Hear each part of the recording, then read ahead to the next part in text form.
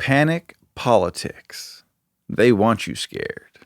That's what's going on right now. Now, it just so happens that we do have a reason to be concerned with the coronavirus. We seem to be overreacting a bit, but we should do things to limit the spread of COVID-19. But whipping everyone up into a panic is not what we need to do. That's what the Democrats and their media want us to do, and they've been trying to do it since Trump came on the political scene. The Democrats have two tactics that they mainly use politically. They lie, and they try to scare you into voting for them. For decades, they said that Republicans have a war on women, that they hate the poor, and that they want people to die. They're great at fear-mongering, but since Trump has been in office, that fear-mongering has turned into panic politics. Back during the campaign, once Trump won the Republican nomination and was drawing huge crowds at his rallies, Hillary's super PAC actually hired people to cause trouble everywhere he went.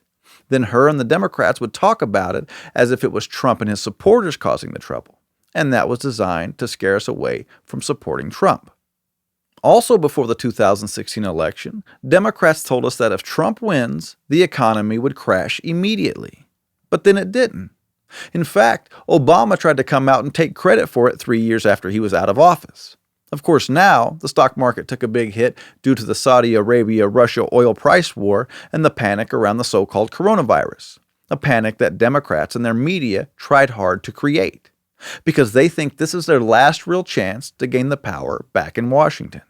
Once Trump was elected, they told us that he was Vladimir Putin's puppet. But Trump hasn't been as cozy with the Russian leader as the Obama administration was. Obama's administration reset relations with Russia. Obama himself was caught on a hot mic saying that he would have more flexibility after he was reelected. And we allowed uranium from our country to wind up in their hands during Obama's tenure. We all remember Obama drawing a red line in Syria and then famously backing away from it. Well, Trump didn't back away from striking the Russian ally when they crossed the red line. But somehow, Trump cozied up to Putin. Why won't Trump denounce white supremacy? I had a good friend of mine who's a conservative actually say that to me. Here was a guy who was paying attention and got fooled by their fear-mongering lies. I sent him a YouTube link of a compilation of Trump denouncing racism, neo-Nazis, white supremacists, and David Duke. He was surprised that he fell for the narrative. And when you look at the results of Trump's policies, minorities have done very well since he took office. Of course, it's easy to understand why. Policies that are good for the economy are good for all of us. It doesn't matter what your race or ethnicity is. Then they told us that Trump is the next Hitler. Is there a name that conjures up more disdain than Adolf Hitler? He's the ultimate bad guy. In Germany, he's like Voldemort, you know, he who must not be named. It turns out that Trump is the best friend Israel has ever had in a president. They've even named a place after Trump in Israel. It's called Trump Heights. Now, is there an Obama Heights or a Hitler Heights? I don't think so. But Trump is the next Hitler, right? And now, just when you think they couldn't possibly be any dumber, Nancy Pelosi does something like this and does not totally redeem herself. Here's what she said. Civilization as we know it today is at stake in the next election.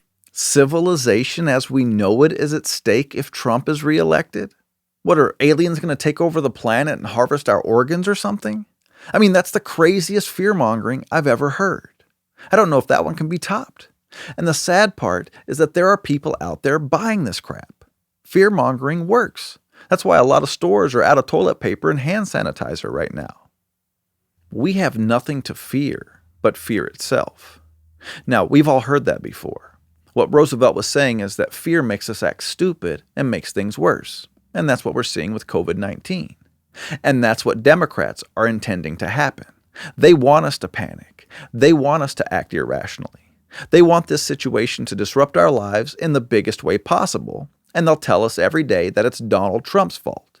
Think about the doomsayers of climate change. Even though prediction after prediction fail to come true, they continue to make the forecast more dire and tell you that they know how to fix it.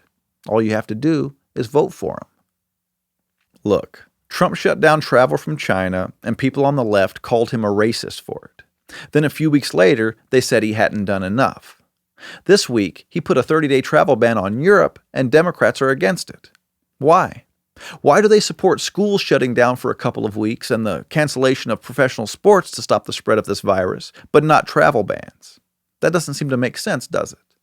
Well, it does if you understand what Democrats are trying to do. Now, I'm not talking about Democratic voters. I'm talking about those power-hungry politicians who want Americans so scared that they think only huge, powerful government can protect them. Now, this is going to sound harsh, but those Democrats in Washington want this coronavirus situation to be as bad as it can be. They want us to panic. They want it to disrupt our lives. They want it to hurt the economy, and they want people to get sick. They actually need people to get sick. I know how horrible that sounds, but listen, they've already concluded that Trump's response has been a disaster. So if enough people don't get sick, they'll be wrong again. And if they're wrong again, Trump wins re-election in a landslide. The truth is, Democrats only have one goal, and that's getting rid of Donald Trump. And they don't care if the economy has to suffer, and they don't care if you have to suffer. All they care about is getting the power back onto their side of the aisle. Thanks for watching. If you like this video, subscribe to our channel, and if you want to become a supporting member of Blue Collar Logic, click on the link in the description and give what you can.